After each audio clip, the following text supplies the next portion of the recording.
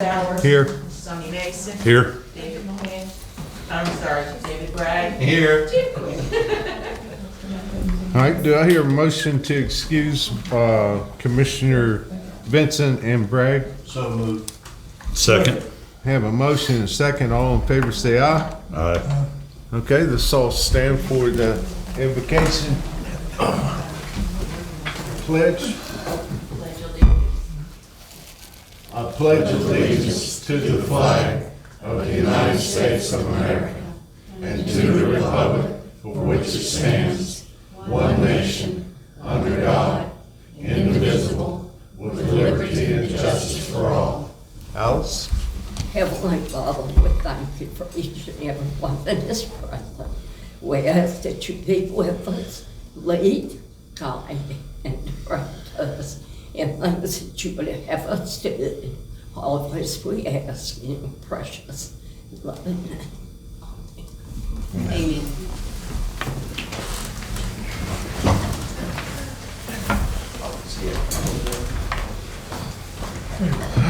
Okay.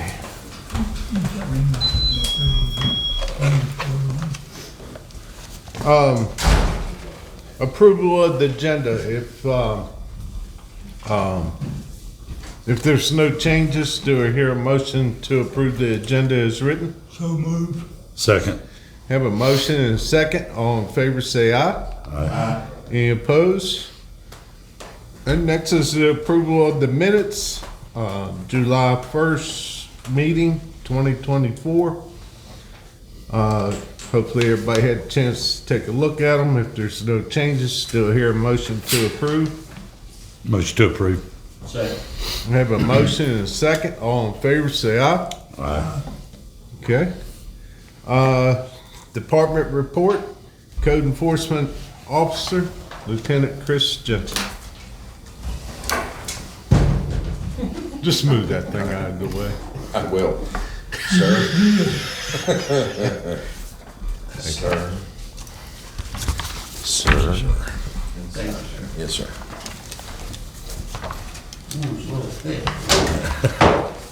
I think that's just the way my wife printed it. I'll try to be easier on her. I'm sorry.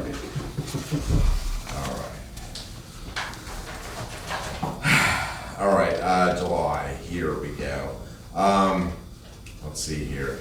Yeah, I've been busy this month with my sheriff's department job. I confiscated 3 barges, as you see there, in Carteret County, which is the only place in the world I think I can confiscate 3 barges and get a good job for that. But that has nothing to do with you guys. But on top of the barge stuff I was doing and the seizing of houses and cars, I was getting incessant calls from people about cats. Oh, no, not again. So just to let you all know that I'm taking a lot of calls on cats and when can I get a cage in my yard and why haven't you come tended to my cage and all kinds of great stuff like that. And my cat cage needs more cat food and yeah, all kinds of fun stuff at all hours of the day. So that's been great. Yeah. Probably need to think about how we want to handle our cat situation sooner, not later. Okay. Sooner the better. Maybe, yeah. Just saying. I mean, if you guys want me to do it, that's cool. Just let me know so I can get a game plan in my head. Because I really don't know what the hell I'm doing with animal control stuff. I just don't. It's out of my purview. It just is. All right. Let's see here. We're just going through with the updates. Tarp House. I was driving by the other day, and the Tarp House, I believe it's 305, 5 Acres Drive, was mowed and nice and tidy a month ago, and now it is not. Once again, it's overgrown and a mess. So I think that's 307.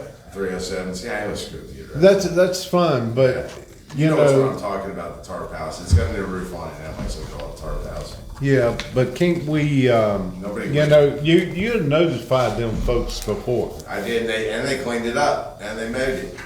Can't we notify them one more time and let them know that there will be no more notices after this we'll start finding them?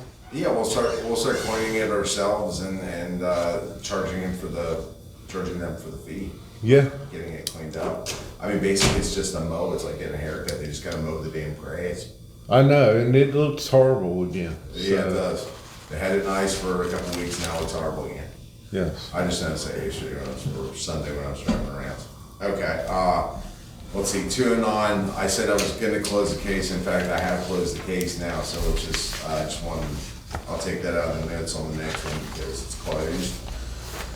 124 Pedophilia, those people finally talked to me after all this time, and they want to get to compliance, and please don't find me, please don't find me. And so I capitulated because I'm a nice guy, and said we'll work with you for the next 30 days and see how that goes. Otherwise, your fine will ensue right thereafter. Are you guys okay with that? It's really not my call. It's more your call than mine. But in my estimation, our whole goal is to just gain compliance and not a fine that they're never going to pay because they don't have money. So we're just trying to gain compliance.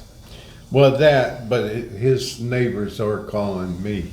His neighbors have never been happy with his neighbors. They just don't like each other, and I know why. Yeah. And there's lots of history behind why they don't like them.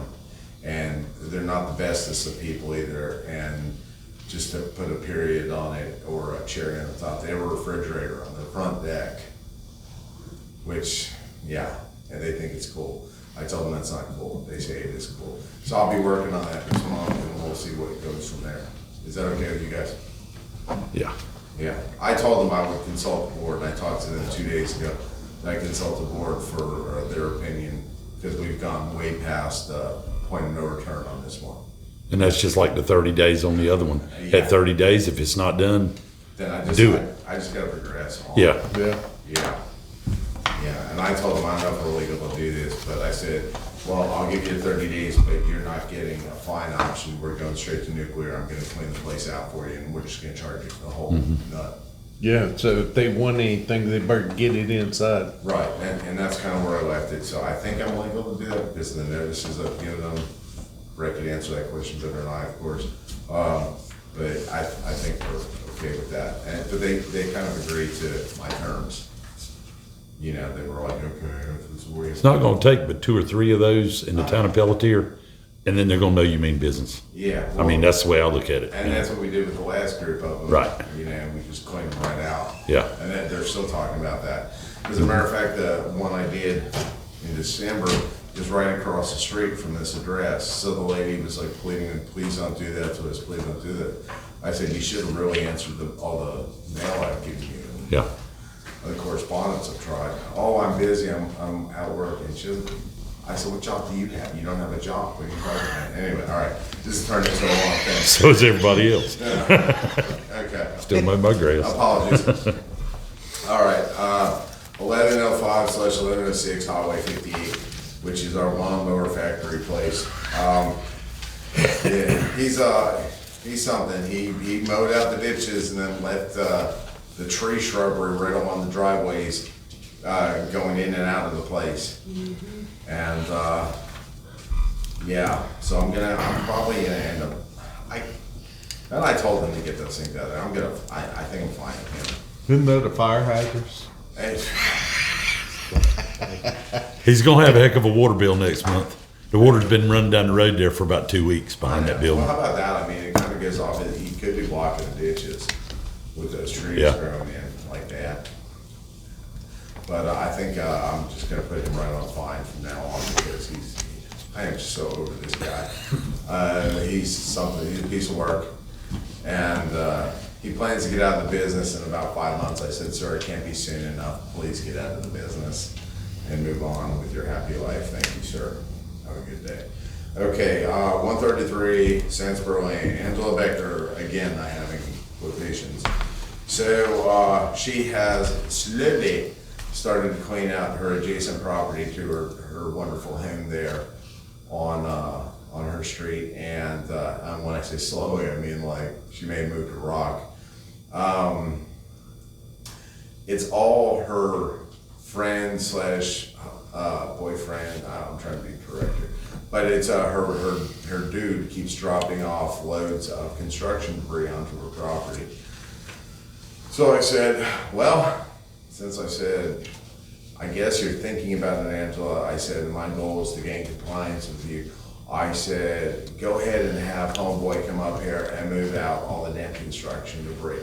Or I said, I don't know if this is, I'm gonna stick you with a fine and Donald with a fine. I said, this is ridiculous. I said, I can't take it anymore. I said, just get it out of here. I said, it's all neat concentric piles for the most part. It's not neat, but they're concentric piles. It would take half a day of getting some people there and loading up trailers and getting this stuff out of there. It's not a big deal. It's just I need it done. So this is where we left it for right now. If you're okay with that, I'm gonna proceed with just get it out of here, please. And her, well, I don't know what we're gonna do. I said, move it over to Dale's property. He lives in the county jurisdiction. I have a guy that works for the county that does this. He works for me and I'll direct him to go to his house. I said, we can do that. Just move the problem down the road. So that's where we're at there. Recording is great. Okay, 127 Pettifer Road. This is a cat issue. The reason I put down 127 Pettiford is because I'm there an awful lot. They're very nice folks, they're the folks. And I enjoy talking with them, very nice couple, but they have lots of cats and lots of cat issues, and the people inside feed the cats and they wonder why the cats are coming by, and then they want the cats removed. So, and they call an awful lot and they want their cats removed even though they're feeding cats. So that's kind of the issue I'm dealing with. I only put in the one address there because I've got presently 4 or 5 addresses like that that incessantly call me about having a cat trap in their yard. Okay, the McNeil Golf Course property. I don't know where to go with this one. Most of that golf course property, I believe, will be county jurisdiction. I looked at county ordinance and stuff, and there's really nothing on. I mean, for the most part, it's an abandoned golf course. He's just using it, the property's in flux right now. So he's not doing anything. He's not keeping it up because why bother us on a golf course anymore? And his plan is to develop it at some point. So when he goes to developing, that's when the grass gets cut down. I talked to Eddie a couple times about this. You know what, talking to Eddie's like, it's his way or you're just not in the conversation. And so that's kind of where we stand with that. I don't see Eddie going back and trying to mow that thing out. That would probably be an astronomical expense. So I don't see why he would do that. And that's kind of where we stand. I mean, if you have any ideas, shoot them at me and I'll turn them over his way. But that's kind of a dead issue. And that's about it. Next thing I'll be visiting this month as well is, I don't know if you remember, 119 Deaton Drive was my first on the list of problem child on Pettifer Road community. I'm gonna go back there because I think this man's abandoned the home, but he's also abandoned a truck and a camper that are just sitting there, getting old and starting to get even more dilapidated than when they first went in there. He's not mowed since. My guys got in there and cleaned it out. His backyard is so overgrown, you would think it's the woods. And the house is infested with mold and roaches, and you can smell the mold if you go into the front patio. So you know it's bad. So. Can we consider that a nuisance, Brett? Is the county? If it's infested?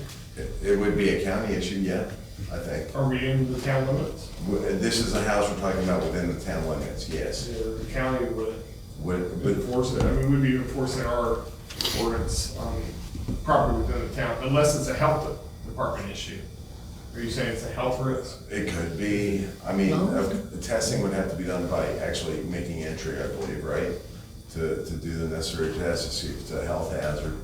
It's definitely breeding, pests and vermin in the area. This is what I gather from talking to the neighbors, that there's a lot of stuff that comes from his property via snakes and, Probably little rats. creepy crawly type things and. That's right. And we should have on the ordinance book in front of it, we should have a nuisance ordinance the town has adopted, and that would apply. That would apply.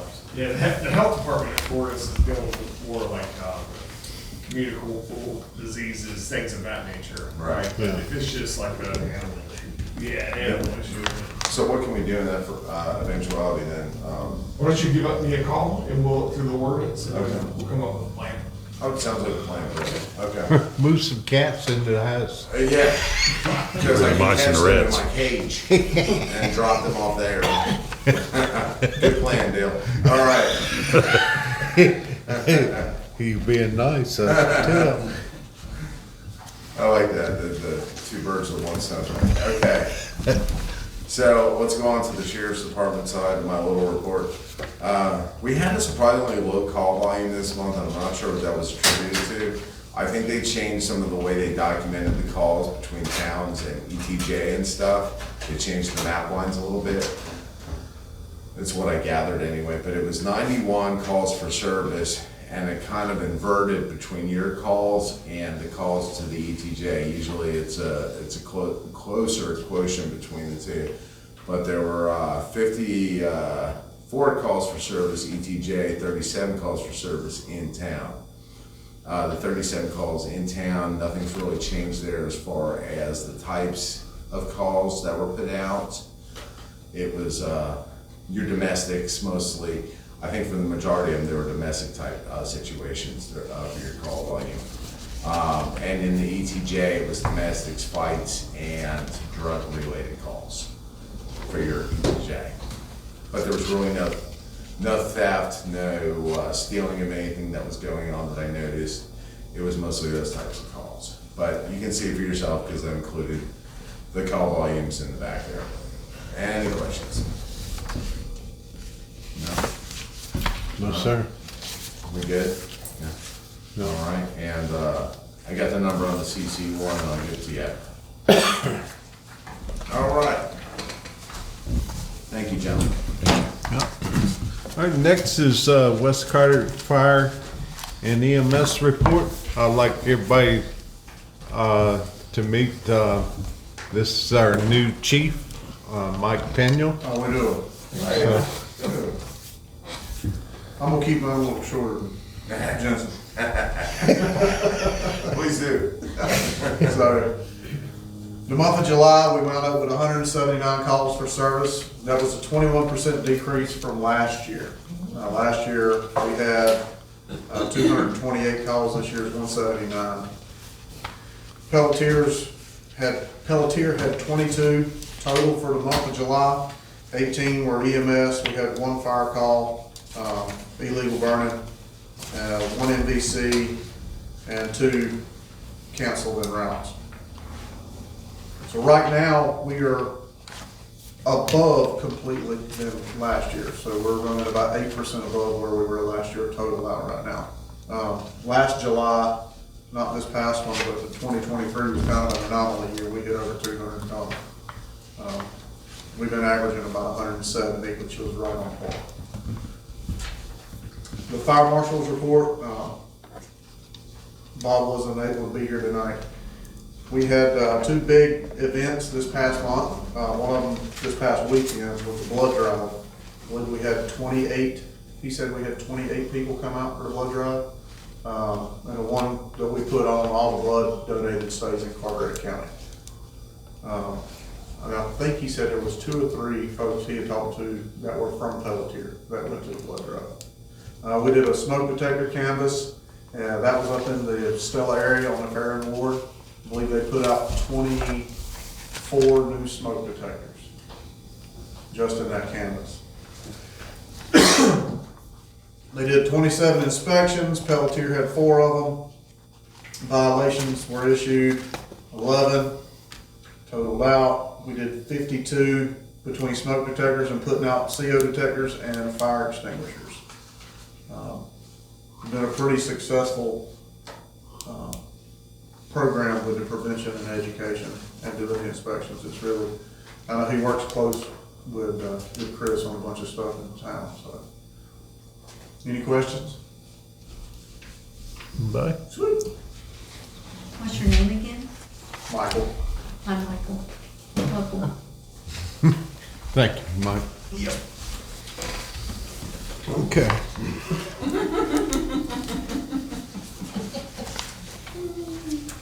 Next, finance report, which most of the time Walter's here with that. Right now, we have in our general account, we have $244,817. PAL bill account, we have 19,499. And just so y'all know, in our community building account, we have 74,744. So, anyhow, like I say, we spend a lot more money than what we bring in this time of year, but usually after the first of the year is when we start collecting some money. So, any questions? Okay, planning report. We had Carlton, our planner, we were reviewing some of the subdivision ordinances, and we decided to put it off until everybody could review and get a good understanding, and then get back with him and make changes and recommendations. All right, thank you, sir. All right, next is Commissioner's report. Commissioner Quinn. Don't have anything. Commissioner Mason. I'd just like to welcome aboard the new chief. I just met him. I've seen him, but I didn't know he's passed you were a new couple chief. times. Yeah, Yeah. but I'd like to welcome him aboard. Glad to have you. Glad to be here. Yep, well, he's been there, what, 20 years? Yeah, well, if you count the volunteer side, I've been there 23. So he's been there for a long He time. knows the area. Yes, he does. I've seen it grow. Yes. Yep. Commissioner Taylor? All right,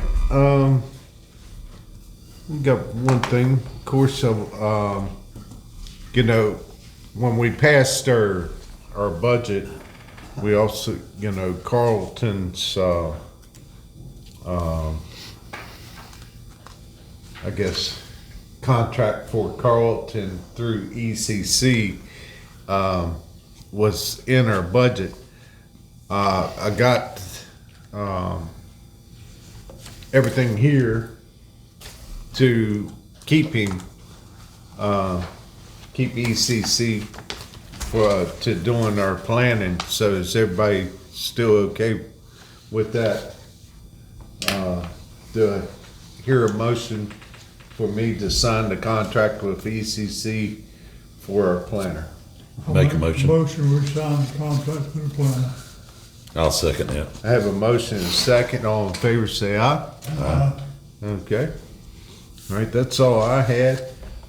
Next we'll go to new business. The land use plan proposal from ECC. We have it as well. Let me get to right to the bones of it. Here somewhere. But anyhow, it states that we wouldn't exceed, or they wouldn't exceed, where's the right one? $26,000 for the service, but this does not include the delivery mileage and travel time, which are not included in the fee. So, and of course, before they would go over the $26,000, that we would be informed of it. And it does have list out everything that that they're going to do for the land use plan. So, anyhow, I need the board to make sure they're okay with it, and for someone to make a motion. I'll make the motion. Second. All right, have a motion and a second to go forward with the land use plan. All in favor, say aye. Aye. Any opposed? Okay. Brett, have you looked these over, I Henny? haven't seen it, if you want to send them out, look them over before you sign them. Okay. If you want to. All right. Also, we have, you know, of course, we have to have two auditors or a CPA and an auditor. So we got a contract also for Lee Carroll. None of his rates have changed. So, you know, it's, I think probably total we spend around $7,000 with him a year. So I also would need a motion to continue using Lee Carroll as our CPA. I make a motion, continue using Lee Carroll. All right, have a motion and a second. All in favor, say aye. Aye. Any opposed? All right.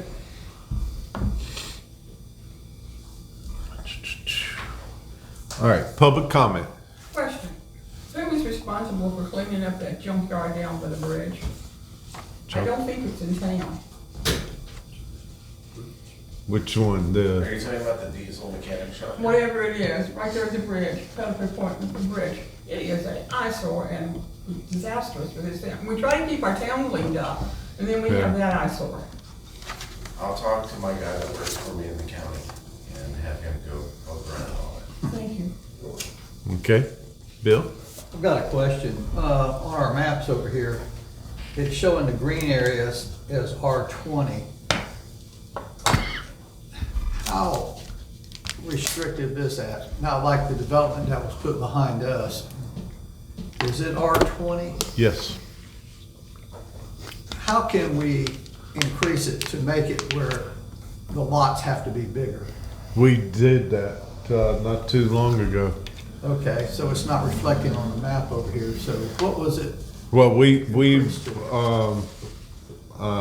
adopted an R35, wasn't it, or R30? I don't recall being here. I think it's that R35 right there, Dan. I knew zoning district. I don't think that's been done. We did some These are the rezoning, updates but yeah, go do zoning that district. he's done. I can pull up.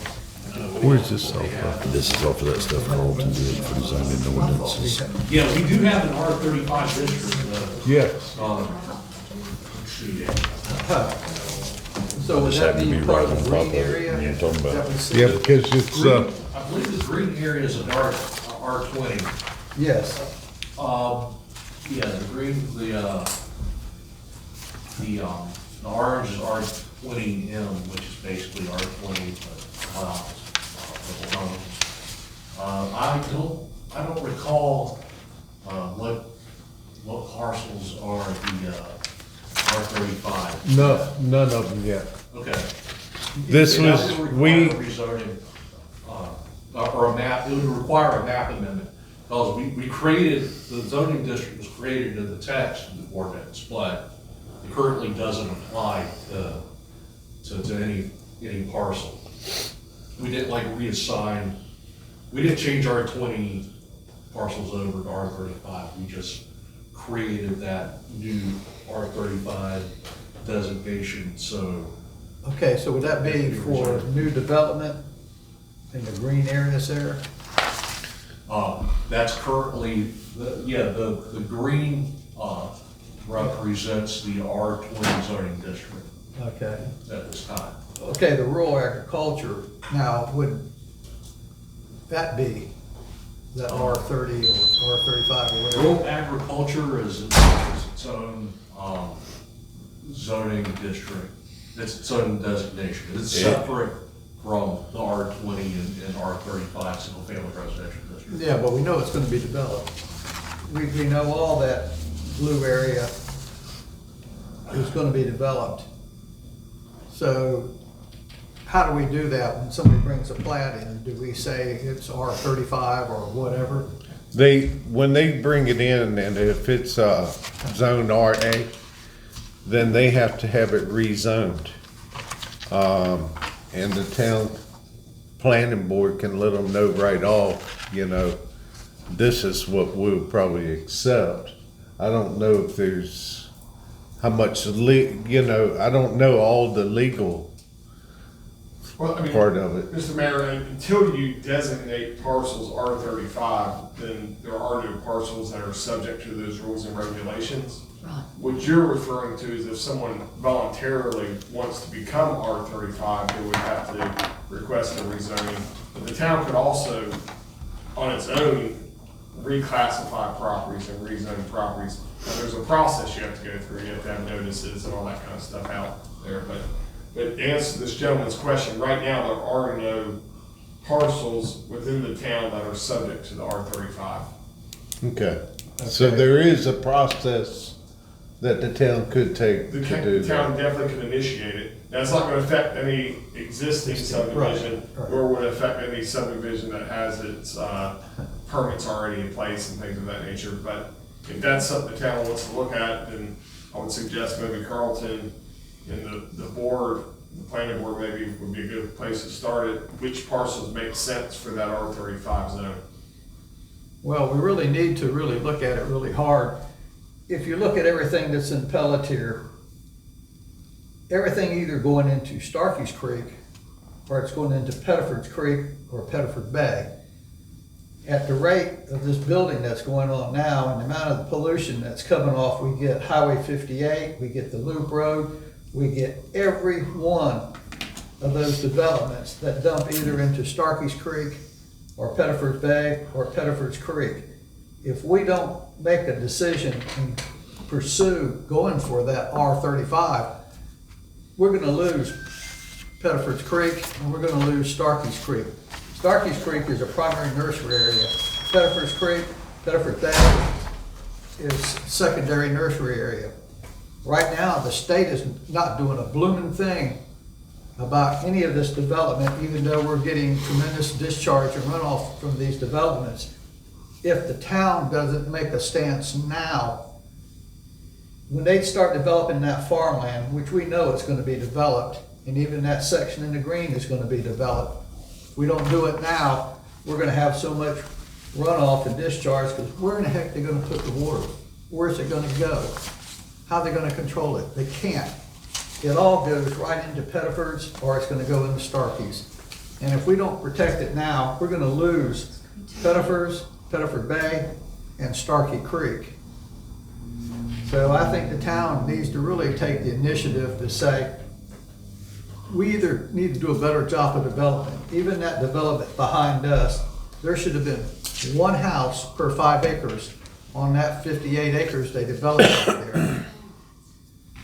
But you see what kind of mess we got now. We got stormwater discharge completely running everything into Starkey's Creek from the upper section down to the lower section to where we live. So I think the town really needs to take that initiative to change this R and make sure even the farmland that's gonna be developed, we need to make sure we protect these rivers. If not, we're gonna lose them. Well, that's one reason why we're going into the land use plan as Right. well, so. But, One of the other things, all right, That Mr. North, sir. that was my time. Yes, sir. You used up your time, Phyllis's time. Alice? I want to go along with Billy because several years ago, we lost that entire project because the town planner that we were using did not attend the meeting. And we lost that entire section over there by Ron. So if we don't move with the new state law, we're gonna lose it because we have to ask and we have to make them. We can't just go in and take it. That's what happened to that project. And we lost 2 of them. I mean, we lost all that housing over there where Ron lives. So there's that tax base. So we all need to be careful and watching what's going on because that's what happens.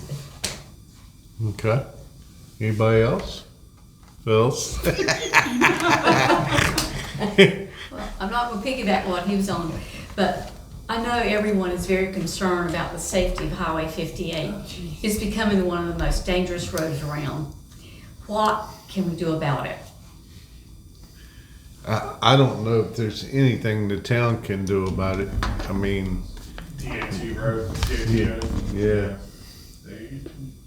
My suggestion would be called DOT.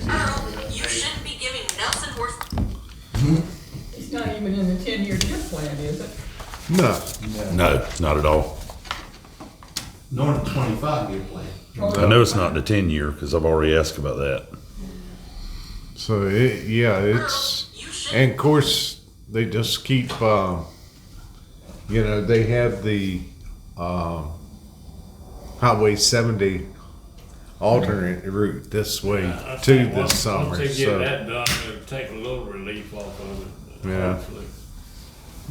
we'll I can hope. tell you from experience, when Highway 58 was 55 mile an hour all the way to 24, there was a significant number of wrecks in the town of Pelletier from basically on. When the town lowered it to 45, our wrecks dropped significantly, and then the magnitude of the wrecks that we did have did get lower. They were more survivable. You could petition the DOT to lower the speed limit, and you could petition with the county to do it, but that's really gonna be your only viable option. Okay, what, 4 deaths on 58 right? They're not obeying the speed limit now. It needs some coverage. I can tell you this, I know the highway patrolmen that do operate in this county, they work 58 as hard as they can. But they're like any other emergency services, the state's down 250 highway patrolmen. So- I know they're spread out. So it's, you're lucky to have 2 highway patrolmen on covering this 100-mile-long county in a given day, so they're stretched just like all the other emergency services, so.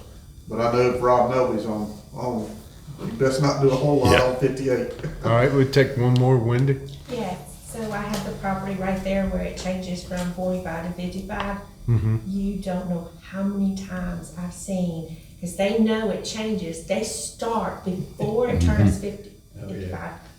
And they're passing on that, isn't it a solid yellow or a double yellow So right that's there? I don't double know. yellow. But they start like right before the 55 and they're passing dangerously. And you can hear them, I can hear them from back in the back of my property revving up and they're gone. I work out there on 58 and we can see everything from where we're at. And you wouldn't believe the amount of close calls that are right there. Very close. That speed limit needs to be 45 all the way to Stella. It really is. I mean, at least the T&W. It was slowing down. They come by there running 70 miles an hour.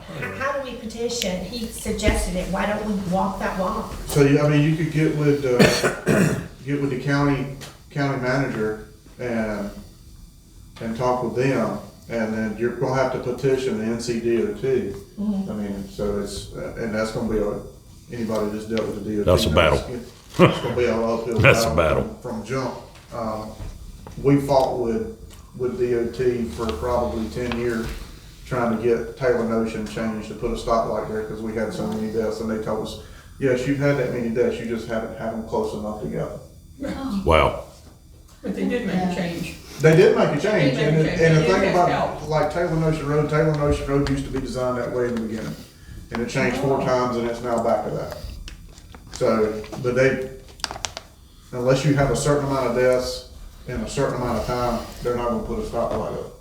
Unfortunately, that's their philosophy. Yeah. So that'd be my only suggestion. I completely 110% agree with you, especially after the most recent one up there in 58. All right, we're gonna move on now to the old business.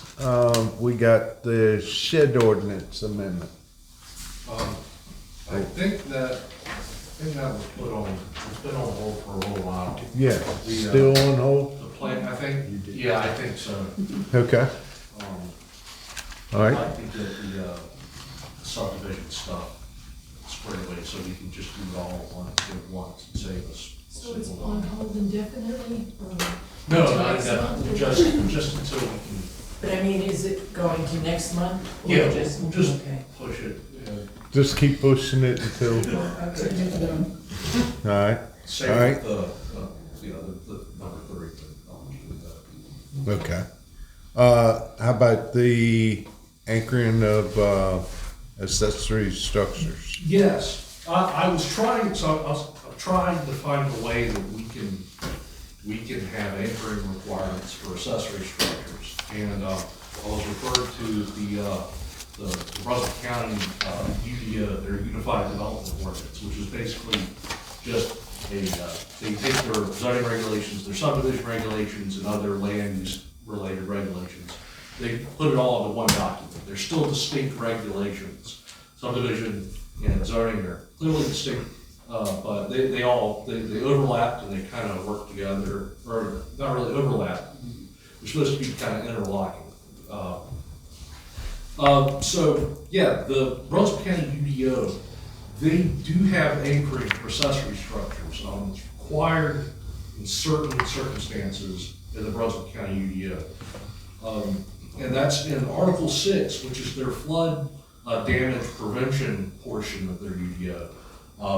We also have UDO regulations here in Pelletier, but it is it's a standalone ordinance, which we had updated earlier, I think it was earlier this year or late last year. One of the sections in there covers provisions for flood hazard reduction. And let's see, there's a part A on general standards and part B on specific standards. And that part B, there's a subpart 8 about accessory structures. So in that subpart 8, if you drill down into there, you have accessory structures shall be firmly attached in accordance with the more general section on general standard section of that ordinance.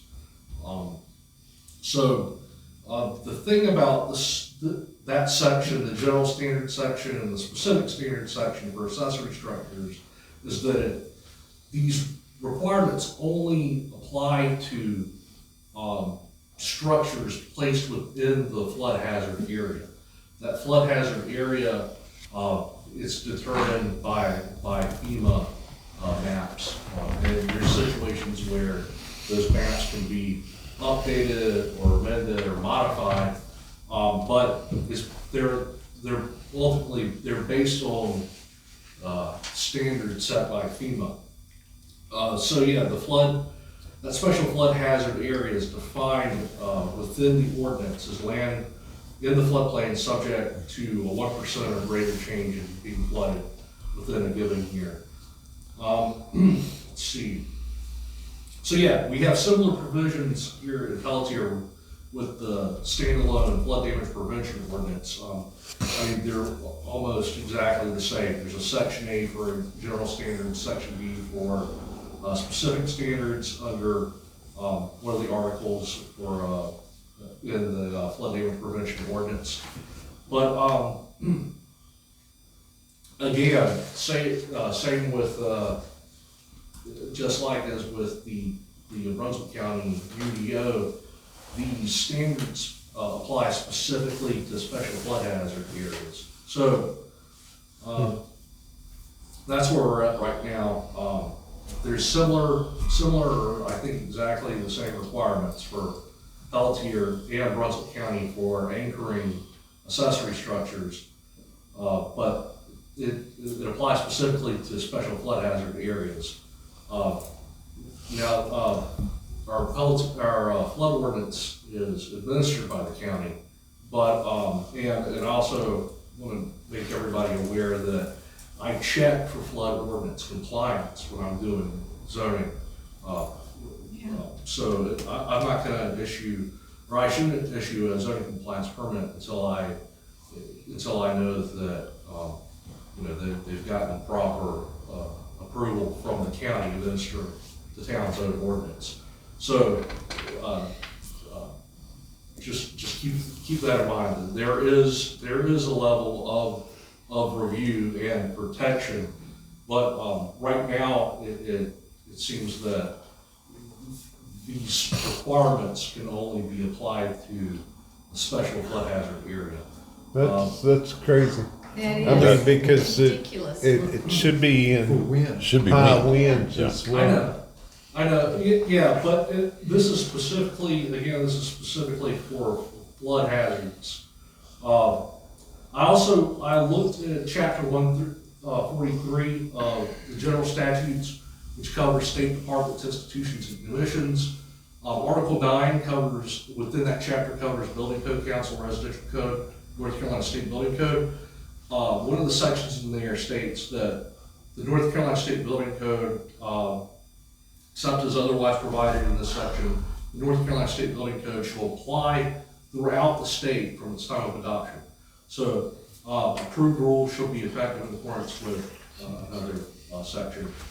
So, by that wording, it seems like it seems like the state's kind of preempted this matter. Now, it does note, however, any political subdivision of the state, which the town would apply, may adopt a fire prevention code and flood management regulations within its jurisdiction. But it also specifically notes in this section that local floodplain regulations may regulate all types of uses in buildings or structures, specifically though located in flood hazard areas. So I don't think we can change, it says identified by local, state, federal agencies. I don't think we can modify the definition of a special flood hazard area, or in this case, it's listed as flood hazard, not special flood hazard area, but just flood hazard area. I think it was meant to be one and the same. Yeah, I'm not really sure the best course of action right now, because I feel like we should be cautious. I don't want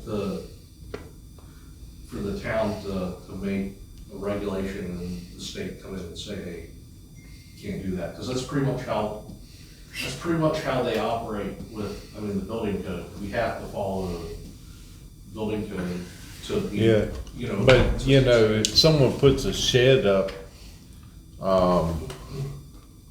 and it's not anchored down, and that thing blows and damages someone else's property, yes, there's gonna be lawsuits between the two property owners. Yeah. But it should have been prevented.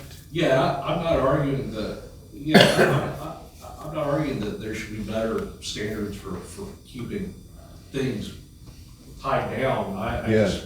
I'm concerned about the town's authority to do it. Why can't we just say that it has to have tie downs if it's inside of a flood zone, period? Yeah, it should. It should have tie downs in that case. Why I think what not he's saying is we all already Should have be that anchored. ordinance. That's what he's saying, is in the flood zone. But specifically within special flood hazard areas, which would be basically anything that's not what's called Zone X on the flood maps. So anywhere with like 1%. I don't know Well, see, that if wouldn't a 500 year. be a whole lot of filter. And I believe that the state building code, they do reference wind zones, because I know that you can't have manufactured housing within, manufactured housing has to meet certain Class standards. C. But I think we fall outside, just outside of the area that's designated, wind zone that would require those extra, Well, not with mobile homes. Carter County, has to have the Class C Class C. mobile homes as well. And if it's not Class C, you can't move it from another county into this county. So, All the storage buildings at all the campgrounds ever, when I was working in the campgrounds, had to be tied down and approved by the county. They were 8 by 8. Some campgrounds will let you have 10 by 10. If they were on skids where they could be moved and brought in on a rollback or a trailer, they had to have 4 anchors, one on each corner. I'm pretty sure the county's got that ordinance on file. And they had to inspect them or they would turn them down. So it's a county thing. So it should be covered by the county? It should be, yes, sir. Okay, I think we would be okay as far, because that would be as far as like building permit. And if it was more than 12 feet long, it had to have 6 tie downs on it. Okay. Up to 24 feet, it had to have 6. Because, they had buildings that were 12 by 24. Not in a campground, of course, but Campgrounds and areas that flood easily. Goose Creek, Waterway, all those right there on the water, they had to be, but even the ones inland, even at White Oak Shores, they had to be tied down. I mean, they're on the water, but they're higher. But they all had to be tied down on those parks. And that was a county I think what thing. we can do is just to kind of put a bow on this is, we just got a letter from the Federal Emergency Management Agency, FEMA, about the updating of the maps, the flood maps.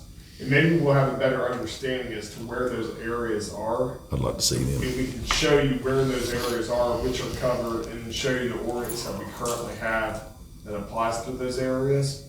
And then it may quell a lot of the concerns that you have, which I think are valid concerns. I think what Carlton's saying is that the state has come up with certain regulations that they want to be uniform throughout the state, right?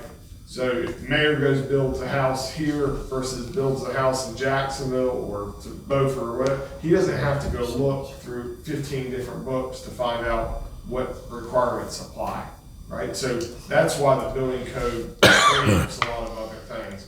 But in certain areas, which is what Carlton's saying, in these flood areas, then you start dealing with the federal government and their maps, and in order to participate in their flood program, you have to meet their standards. So that's the complicated factor. But I think what we can do is, and in fact, we have a deadline of 6 months to adopt whatever new regulations they've come up with. I'll try to get a map from them to show you exactly where these flood zones are. If that makes sense. yeah. Okay. How many buildings are we talking about What's up? that are not tied down? Well, it's probably throughout the town and the county. There's buildings everywhere. A lot of them. How many have we got complaints about? Well, I know of a couple anyhow. One, right here. But I will tell you, I don't live in a neighborhood. And so that when the county looked at my bill permit, he said, "Where's your residence?" And I said, "There's no residence." And he gave me this puzzled look. But I do hear y'all talk about neighborhoods. Maybe you have to look at, And you have a building on your property that is tied down, right? Or not tied down? not tied down. Not tied down. Okay. All right. That's on me. Okay. Well, I'll get this updated now. all right. Yeah, get those for us, and then we'll go from there. Okay. We're past that. Then you said on the mobile home campers, you want to table that as well? Okay. There's no other business. Mr. Quinn, do you have a commissioner's comment? Commissioner Mason? No, sir. Commissioner Taylor? No, sir. Do I hear a motion? I'll make a motion with adjourn. I'll put a second on that. I have a motion and a second to adjourn. All in favor say aye. Aye. Any opposed? This meeting is adjourned.